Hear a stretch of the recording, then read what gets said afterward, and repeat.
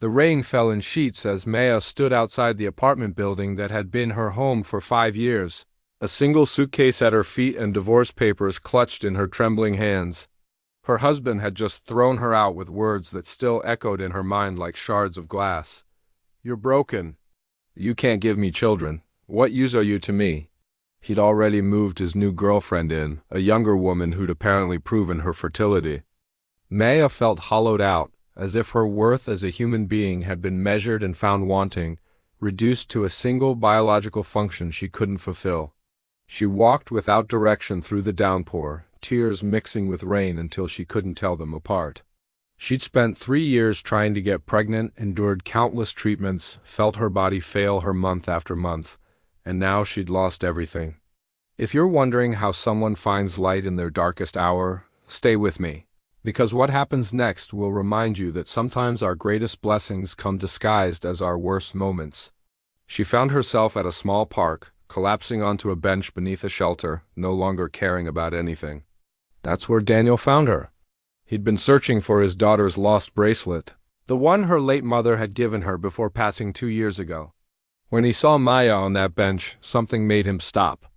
Maybe it was the recognition of grief, which he knew too well himself. "Are you all right?" he asked gently, offering his umbrella even though she was already drenched. Maya looked up at this stranger with kind eyes and genuine concern. "Does it matter?" she whispered. Daniel sat down beside her. "It matters," he said simply. He didn't pry, just sat there until Maya found herself talking. The words poured out about the infertility, the way her husband had grown colder with each failed treatment, how she'd felt herself disappearing, about feeling defective, worthless. "I lost my wife to cancer," Daniel said quietly. "Sophie was only 4. People told me I could remarry, have more children, as if my daughter and wife were just practice rounds." He turned to Maya. "Your worth isn't determined by your ability to reproduce. You're not an incubator. You're a human being who deserves love and respect regardless of what your body can or cannot do." Something in his words cracked open the shell of shame Maya had been carrying. She started crying in earnest, and Daniel simply handed her his handkerchief and waited. When she composed herself, she realized she had nowhere to go. Her parents had passed, her friends had drifted away during her marriage. "I manage a tech company," Daniel said. "We need a project coordinator. The pay is decent, and I know a safe women's shelter where you can stay until you get on your feet." He pulled out a business card. "Come with me. Let me help you start over." Maya stared at this stranger offering her a lifeline. "Why would you help me?" "You don't even know me." "Because 2 years ago, someone helped me when I was drowning in grief," Daniel replied. "We don't heal alone. We heal by helping each other." He extended his hand, ready to discover who you are beyond what someone else decided you should be. Maya took his hand and stood, feeling the first flicker of hope. She took the job, moved into the shelter, and slowly began rebuilding. Daniel was professional but kind, always present with encouragement when she doubted herself. She discovered she was brilliant at her work, that she had skills and value beyond reproduction. She made friends at the shelter, each with their own survival stories, and realized she wasn't alone. 3 months in, Daniel invited her to coffee. His daughter Sophie needed a math tutor, and Maya had mentioned she'd been a teacher before marriage.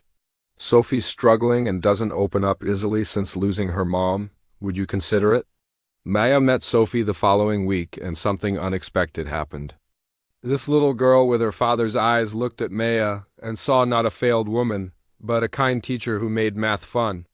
Sophie bloomed under Maya's attention, and Maya felt a purpose she'd never experienced.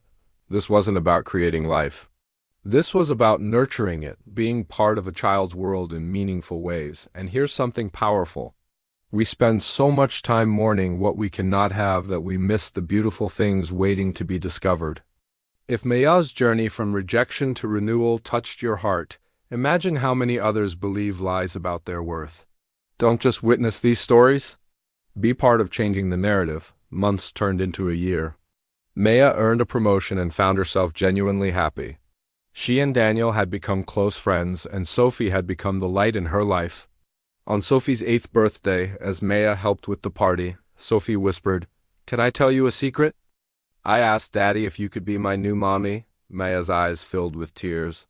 She'd been so focused on what she couldn't give that she'd never considered what she could offer: love, guidance, presence, all the things that made someone a parent beyond biology.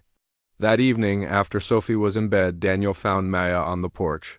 She told you what she said, didn't she? Maya nodded. Daniel, I can't give you more children. I don't want more children, Daniel interrupted gently. I have Sophie, and she's more than enough. But I do want someone who sees her, loves her, shows up.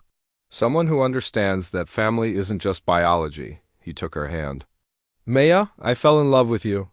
Not because of what you can give me, but because of who you are. Your kindness, your strength, the way you love my daughter like she's already yours.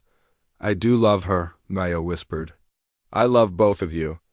Then let's build something together, Daniel said. Not because you need saving, but because we choose each other. 2 years later, Maya stood in a courtroom for an adoption. Sophie, now 10, had asked to legally become Maya's daughter. Maya's ex-husband had said she was worthless without fertility, but she'd discovered something profound. Motherhood wasn't about biology. It was about showing up, loving unconditionally, being present. She'd become Sophie's mother in every way that mattered. And Sophie had healed parts of Maya she didn't know were broken. Daniel had been right that rainy night. She wasn't defined by what her body couldn't do, but by who she chose to be. And she chose love, chose resilience, chose to build a family from heartbreak and second chances. The man who threw her away had freed her to find people who valued her for exactly who she was. Sometimes our greatest rejections lead us to our truest belonging. Maya didn't need to create life to be worthy.